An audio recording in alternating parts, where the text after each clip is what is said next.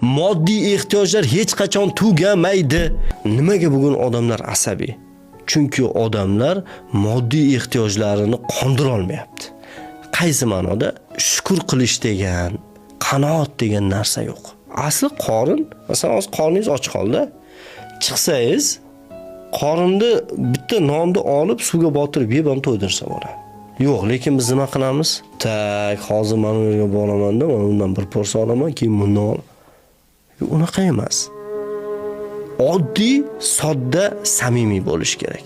O'zingizga nisbatan ham, oshqozoningizga nisbatan ham, hamma narsaga nisbatan oddiy, sodda, samimiy va boyagi narsa. O'limni esdan chiqarmagan holatda yashash kerak. Moddiy ehtiyojlar tugamaydi, tugatadi sizni. Juda yaxshi formula aytdingiz. Hech qachon tugamaydi moddiy ehtiyojlar. Eshitayotganlarga ham, hurmatli birodarlar, moddiy ehtiyojlar hech qachon tugamaydi. Bugun sizda masalan eng qimmat $1 million Ferrari mening yana yil $1,5 million Lamborghini olgingiz kelib qoladi. Zerikasiz.